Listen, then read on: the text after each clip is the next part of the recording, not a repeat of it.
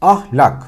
Ahlak dediğimiz şey Arapça kökenli bir kelime ve TDK'ya göre bir toplumun içindeki bireylerin uyması gereken kurallar. Yani aslında içinde bulunduğunuz toplum belirliyor neyin doğru neyin yanlış olduğunu.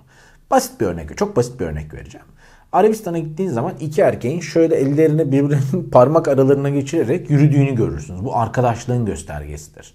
Zaten Arabistan'da hani eşcinsel bir görüntüyü bu kadar rahat sergilemeniz çok kolay değil. Ama Hollanda'ya gittiğiniz zaman iki erkek eğer ellerini böyle birbirlerine kenetlemiş geziyorlarsa da bu onların gay, eşcinsel olduğunun ve hatta belki de sevgili olduklarının göstergesi ve toplum da bunu ayıplamaz. Arabistan'da da ayıplamıyor toplum. Çünkü onun adı bize göre öyle değil. Hollanda'da ama Türkiye'de iki erkek sokakta böyle gezse biz ayıplıyoruz. Niye? Çünkü toplum daha önce bunun bir örneğini görmemiş. Benzer örneği görmediği için de ayıplıyor. İki erkeğin böyle dolaşması neden ayıp? Toplum ve ahlak ne kadar dürüst? Gelin bu videoda ahlaksızlığın ne olduğunu anlatayım size.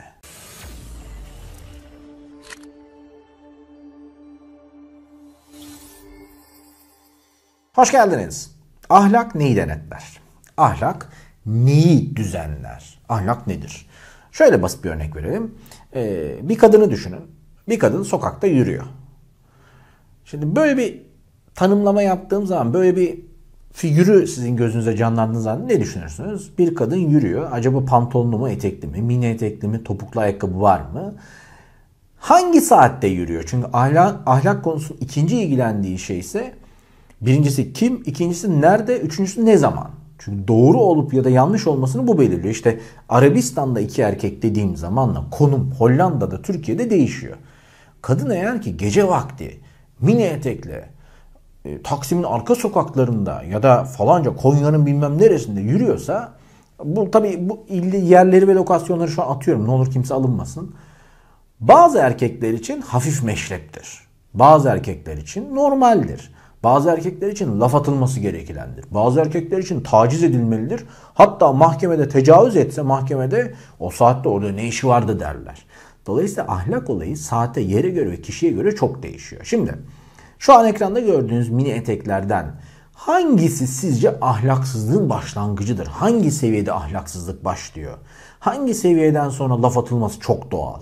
Çünkü internette görüyorsunuz o eteği giymeseydi, orada olmasaydı. Peki bir başka soru. Bu şortları giyen erkeklerin hangisi ahlaksızlık? Çünkü çeşitli kültürlerde görüyorsunuz ki İskoçya'da falan etek diyoruz biz ama etek değil tabii de geleneksel bir giysi. Etek giyilmesi de dünyada etek giyen erkekler de var. Bu ahlaksızlık mı? Bir başka soru. Bir insanın seçtiği kıyafet onun ahlaksız olduğunu gösterir mi? Kime göre, neye göre? Çünkü toplumun ahlak yargıları çok ilginç şekilde değişiyor. Bakıyorsunuz Anadolu'da çok baba insanlar ahlak üzerine raconu onlar oturtturuyor. Ama bundan 2 ay önceki çektiğim videoda 10 yaşından küçük kız ve erkek çocukların bir battaniye altına sokup çırılçıplak taciz etmeyi yöresel oyun olarak görüyorlar. Ahlaksızca hiçbir şey yok diyorlar. Demek ki ahlak denilen şey istediğin zaman esnetiliyor. Üstelik ahlak çok ilginç bir şey. Lokasyona göre çok rahat değişiyor. Yurt dışına çıkardığım bir grup iş adamım vardı. Yurt dışına çıktığımızın ikinci gününde böyle birçok şeyde esnemeye başladılar. Şimdi ahlak neye bakıyor? Örf, adet, ayıp, yasak, günah. Bunlar hepsi ahlakın içerisindeyken yurt dışında ahlak çekmiyor. Yani böyle işte Türkiye'de Turkcell, Vodafone çekiyor da yurt dışında açmazsanız uluslararası dolaşıma çalışmıyor ya. Adamın ahlakı yurt dışında çalışmıyor. Bunun dinle alakası var mı? Yok. Çünkü bakıyorsunuz Vatikan'da da çocuk tacizleri var, pedofili var, eşcinsellik var. Yani çocuğa yönelik bir eşcinsel eğilim 9 yaşında bir çocuğa çok da etik değil. Ahlak bunu savunamaz. Türkiye'de de görüyoruz bu arada. Bakıyorsunuz çeşitli tarikatlar, hepsi demiyorum ama çeşitli tarikatlar bunu normal buluyor. Diyor ki 9 yaşında kızla evlenebilirsin, çocuk bile yapabilirsin. Benim okuduğum kitabın ki 4 kez okudum. Hiçbir yerinde yazmıyor Kur'an-ı Kerim'in. İnsanlar neresinden okuyup neresinden anlıyor işte orası mühim. Çünkü bakıyorsunuz tarikata, çok özür dilerim bu örneği verdiğim için ahlaksızlık üzerine. Erkek kardeşiyle cinsel ilişkiye girip bunu seni cennete sokuyorum diye çakma dini tarikatlar var. Bakın bunlar tabii ki tarikat değil. Bunlar tabii ki sahte, aptalca şeyler. Sorun ne biliyor musunuz? Buna inanan ahmak var. İşte ahlak ahmaklıkla karışınca enfes bir toplum çıkar ortaya. İroni. Şimdi burada toplumsal ahlakı denetleyen bir şey var. Empati. Kendini onun yerine koymak. Yani diyorsun ki ya buna bu yapılan bu terbiyesizliği ben engellemeliyim mesela. İşte mesela mini etekli birisi ya da turbanlı birisi taciz ediliyor, başörtülü birisi.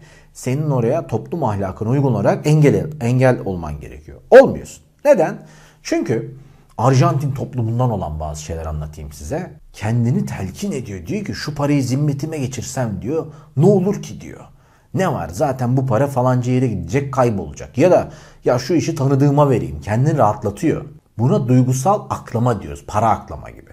Diyor ya zaten bu işi belediye birine verecek. Bizim Mahmut'a vereyim. Mahmut da eşek değil, beni görür. Zaten bu para madem harcanacak. Bak bu ahlaksızlık mı? Çünkü tecavüz var, cinayet var. Hak etti diyorsun. Üstelik kimse bilmezse suç değildir diyorsun. Çok ilginç bir şey var. Günahla suç çok uzak ve ayrı şeylermiş gibi geliyor bazı insanlara. İşte ahlaksızlık böyle başlar. Çalma böyle başlar. Hele ki bu ulusun kaderiyle oynuyorsa ihanet böyle başlar. Bir de ahlakın yardımseverleri enayi yerine getirdiği yer var. Şimdi toplum ahlakı doğru düzgün evlatlar yetiştirmiyorsa kendimden bir örnek vereyim. Daha önce ekrana getirmiştim. Burs verdiğim ve hediye eğitim verdiğim bir öğrenci bir süre sonra bana yazdı. Dedi ki çok aptalsın. Benim zaten mali durumum vardı. Enayi. Şimdi yardımsever olmak mı enayilik? Madem sömürebiliyorsun biraz daha sömür. Niye ortaya çıktın? Bu mu enayilik? Aynı mantıkla yolda sarı krizi geçirdim diye simitleri düşen adamın simitlerinin parasını ona vermen, sonra da onun sahtekar olduğunu öğrenmen ve başkalarına yardım etmekten vazgeçtiğinde sen mi ahlaksızsın, o mu ahlaksız? O kadar ilginç bir ülkedeyiz ki eşeğine tecavüz eden adamı öldürmüyor. Yani öldürsün demiyorum. Eşeği kesip tecavüzün günahını ortadan kaldırıyor. Eşeği suçu buluyor. Şimdi eşek olan kim? Daha ilginci töre diyor ki tecavüze uğrayan kızı öldürmelisin. Bir sürü genç kızımız tecavüze uğradığı için ya istemediği birisiyle evlendiriyor tecavüzcüsüyle ya da öldürülüyor namusu temizlemek için. Televizyon da sağ olsun ülkenin ahlakına çok sağlam bekçi işte bilmem ne vadisi bilmem ne şu daha önce de bu örneği vermiştim. Televizyon polisiye dizilerde bakıyorsun ki bütün Rus kadınları hayat kadını. Sonra bütün Ruslar fahişedir bilmem ne. Bir dönem benim gençliğimde Almanlara yapılıyordu. Bütün Alman helgaları böyledir şöyledir. Tatil yörelerinde bakıyorsun ki sürekli taciz var. Dolayısıyla toplum ahlakını aslında televizyon bozuyor. Kadına şiddeti televizyon öğretiyor. Tecavüzü televizyon öğretiyor. Kadına ilaç atıp uyutmanın bir normalleştirilmesini televizyon. Sonra ben de ayıplıyorum aynı şekilde. Netflix'i ayıplıyoruz. Toplum ahlak değerlerini bozuyor. Peki kadına şiddeti sürekli körükleyen televizyon dizileri ne oluyor? İstanbul'un göbeğinde 15 Temmuz gecesi ne gördüm biliyor musunuz? Bir paket ekmeği 20 liraya 30 liraya satmaya çalışan büfe gördüm. İsmini veririm burada da neyse. Bir 2 saatlik süre içerisinde bakkaldan marketten su yağmalamaya çalışan insanlar gördüm. Ne oldu da 2 saat içerisinde ahlak bir anda, günah bir anda, yasak bir anda kayboldu? Hepimizde var. Siz emniyet şeridine girene söylenip ihtiyaç olduğunda, aceleniz olduğunda birazcık gitsem bir şey olmaz demiyor musunuz? Yaya geçtiğinde hakkı olana yol veriyor musunuz? Bunlar ahlaksızlık değil mi? Ama rejimi birazcık bozmaktan bir şey olmaz. Ahlak testi yapalım mı? Sizce kim daha ahlaksız? Cami avlusunda öpüşen, sevişen dayılar mı?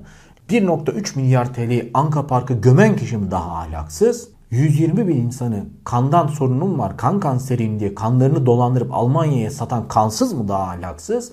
Yoksa internet üzerinden, Ekşi Sözlük'ten, Twitter'dan yayın yapıp benim öğrenim görmem için bir miktar paraya ihtiyacım var deyip paraları toplayıp tüyen mi daha ahlaksız? Yoksa evlilik dışı bebeğini çöpe atan anne mi daha ahlaksız?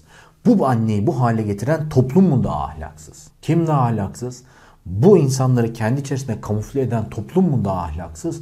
Yoksa bu çıkan insanların ceza almayacağını bilerek istediği suçu işleme rahatlığı mı daha ahlaksızca? Kusura bakmayın, bir süredir bazı agresif videolar oluyor ama toplumun içerisinde gördüğüm bazı şeyler bazen şuraya getiriyor. Her ne olursa olsun kendi sevenini, kendi vatandaşını, kendi inananını aptal yerine koyan sistemin kendisi de kesinlikle çok ahlaksız. Ben Öykü Tatar. Siz yazın bakalım gördüğünüz toplumdaki ahlaksızlıklar nedir? Bir sonraki videoda görüşmek üzere.